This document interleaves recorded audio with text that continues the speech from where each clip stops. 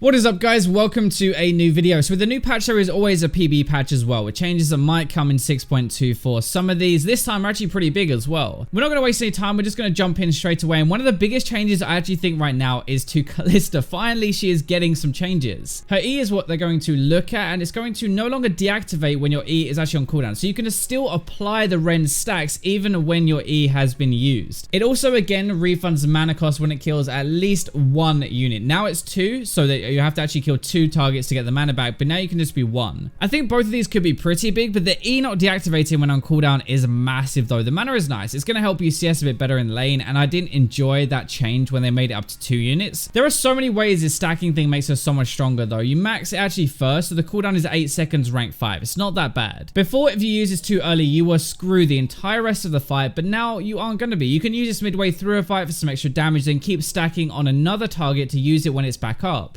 Basically, remember how important it was, how much more damage it was to make sure you killed the target with the E, so you could start stacking on the next target as well. I know obviously it doesn't reset the cooldown, but it's still so much better. It just made our lives a lot easier with a single buff, especially when you're AoE stacking with runes as well. In lane, it's going to be better too. Like, if you mess up your E, it's not going to matter as much. You can start a fight before it's back up. You stack the rend, and then you only need it to come off cooldown at the end to pop the stacks. Something I've been thinking a lot is actually, like, what about crit Kalista? So why not Warlords for life steal and then go the crit build like Vayne? The Runers can crit on all 3 of the bolts. You apply E stacks, and it seems like now it would actually be really good. She still has some crappy parts, like how you need your support to be near you, but in my opinion, this will be enough to bring her back at least to a good playable level. This time we're looking at Nady carry getting nerfs, and Vayne, I don't think this is too much of a surprise, but it's kind of annoying. Like, especially someone who plays Vayne, she's finally good again, and she's getting nerfed straight away. So your Q is going to be 10% now bonus rank 1, at still 70% rank 5 though, so it's down early but as normal rank 5. And also your ultimate invisibility duration is lowered to 0.5 seconds from 1 second, so they've halved the invisibility. The Q nerf means you pretty much have to max this now, in my opinion, which I don't really like. The percentage doesn't actually matter that much early into the game, but Vayne has always had this choice of max W or max Q. It depends on your playstyle. It depends what you want to do. I think they're kind of taking that away now, and it's just pretty dumb anyway. Like, it doesn't even matter that much except for the lane phase. Like, rank 5 is before you get any extra AD anyway, right? Apart from like a first pickaxe or BF sword, I guess. I don't know. This just doesn't really stop her one-shot bursting people later. The invisibility as well is really annoying for juking or being defensive. Like, if you're going to use it aggressive, it doesn't really matter as much, but using it defensively is kind of a ball ache. It's harder to kite, but I bet you this is the Duskblade thing. So Duskblade needs 1 second of invisibility to reset the true damage part. Vayne's stealth is no longer going to reset that true damage anymore. It's a super weird change. It will kind of hurt, but it's not the worst thing ever. It definitely sucks when you try and outplay someone though. I know I'm a salty Vayne main, so maybe like take it with a pinch of salt, but really, if you introduce a new item that is going to synergize really well with their ultimate, why would you introduce that just to nerf the synergy on Vayne's part that was already there? Anyway, before we just fill this video with salt, like I'm sure you get enough of that from solo queue already now it's released, we're going to go on to the next one, which is Fiddlesticks. He got royally bent over by the new jungle lucky guy, right? More little creeps means more of a pain when he just wants to sit there, drain, and heal back up. They're going to change his E though, so it's going to bounce off him now if there are no nearby enemies, and I'm not really sure this solves the problem, if I'm honest. It is pretty sweet for 1v1s or ganks though, and stuff like that, because if you think about it before, it would just do 150-ish damage from 1 bounce, right? Now it could be 450. You'd have 3 bounces on them and 3 to you. That's pretty crazy, especially now like it's an ability that could do that much damage and silence on top of it. By the way, before you think what I did to start with this, so like it'll be absolutely broken, it cannot silence a target more than once, so you don't get like 3 seconds of silence. That would legit just be so broken. You'd have like 3 bounces, 3 silences, and then a fear afterwards. I'm not sure this really helps him clear that much, except Gromp and buffs will be faster, so I guess at least there is that part, but for sure this is going to be insane 1v1 if anyone ever finds him in the jungle. It's so much more damage. We're going to take a break from the champions for a second to look at 2 Keystones. So Courage of the Colossus is getting nerfed, no real surprise, and Further Battle is getting a buff. Courage, the maximum health percentage per champion is down to 5% from 7%, and the cooldown is going to be 45 seconds to 30 based on your level, from 30 seconds at all ranks. This is kind of one of those like finally they nerf it moments, right? This should really have come with 6.23 to be honest. It's in such a broken state at the moment. The cooldown is targeted at top lane mostly. I think you're using it for a trade and getting the shield is pretty gross, but I don't think many team fights last 30 seconds anyway, so you're not really going to use it twice in a team fight. The max percentage health damage is more aimed at the big ass tanks using it, but in theory this will be like, okay, so if you think about it, 3000 health is kind of like a relatively normal tank level. Before it would be 210 shield per champion, now it will be 150. So if all 5 enemy champions are around, you lose 300 HP from that shield, which is kind of big. I'm not sure if this is really enough though. 300 health less on paper seems really good. The shield is massive, but it's only for 4 seconds. If this shield was like 1,000 damage, right? Are you really going to deal that much damage straight away at the start of a fight anyway? Remember, you're going to be crowd control for the start of the shield to proc anyway, so that's like 2 or 3 seconds to deal that much damage. I found mostly it absorbs like maybe 500 damage of the shield. Half of that like goes before it times out. This might kind of make it worse for the top lane in my opinion, but I don't think it's going to do anything to big tanks. They're all still going to take it. So further, the stack duration is up to 5 seconds from 4 seconds, and further is pretty poop at the moment on a lot of champions unless they have a specific reason to get it. The old fervor was so much better, so it's kind of like 2 things. 1, fervor is not that good anyway, and 2, warlords in comparison is just stronger, so why would you take fervor over that? If we look at it, I don't think this buff does that much anyway. Like the old duration was 6 seconds and it was 8 stacks. Now it's 10 stacks and 5 seconds, so it's still a nerf. The duration hasn't really been a massive issue for me, except in like really weird team fights. You know, where it's like running in and out, I guess running around a lot rather than a big fight. On some champions, it still works. I actually like Twitch because you stack it up and then your E does even more damage as like a finisher. That's kind of the specific synergy that makes it worthwhile. Or like a Lucian, for example, passive 2-shot, stack it faster, plus you use abilities a lot, so the AD is actually worth it. Basically, the buff isn't good enough to bring it back. To be honest, warlords is still the default for most AD champions, but it is just an extra buff for champions like Aurelia, Fiora, Riven, maybe Yasuo as well, who prefer it being AD and stacking off of autos. Let's get back to some champions though. So Twitch is probably the strongest AD carry at the moment. No real surprise is getting a nerf, let's be honest, and they are targeting his Q and his W.